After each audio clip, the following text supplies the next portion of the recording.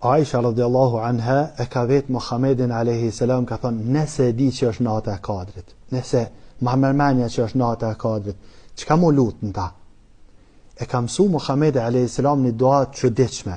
I ka thonë, thuj, Allahumma innaka afuun tuhibbul afwa fa'fu anni, ose thu fa'fu anna. Allahumma ti e falës, e don faljen, falë mua ose falna neve. Çish do shtoj? E para çka po du me thonë rreth kësajna është që njerëzit e përkthejnë Allahumma ti e falës, e don faljen, falë mua, çish e përkthejva one. Interesant është që në arabisht ka ghufilli, falë mua, edhe afu anni, falë mua. Ku është dallimi? Dallimi është musliman ghufilli është kur thu falë mua. Kur thash afu anni është sikur kur thu falë mua, edhe plotso mua aty ku unë kum gabu. Ktheja hakin atina ku unë kum marr hakin. Për shembull, unë të majt hutbën e xhumas, gaboj.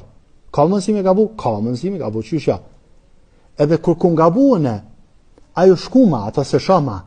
Kur tham Allahumma ighfirli, tham Allah falu mua se nuk kum gabu. Kur tham Allahumma afu anni, i bën sikur kur thu falu mua, edhe mësoj atina hakin që unë ja kum mësu keq. Ktheja atina hakin që unë ja kum marr. Plotsom aty ku unë kum gabu. Kjo është në kuptim afu anni. Besoj që këta kuptove. Tash po du me thonë edhe diçka. E çuditshme o musliman është një dua, për shembull ka thonë Muhamedi alayhis salam, duaja më e shpeshtë e Muhamedit alayhis salam kan Rabbana atina fid dunya hasanatan wa fil akhirati hasanatan wa qina adhaban nar.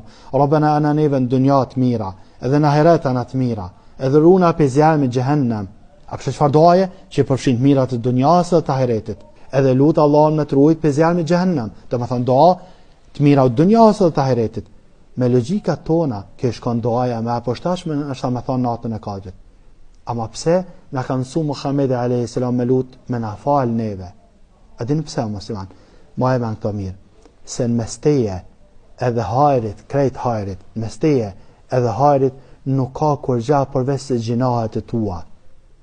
Do me thonë, në qovë se Allahu t'i fal gjinahet e tua, ka me të përfshi hajri krejt.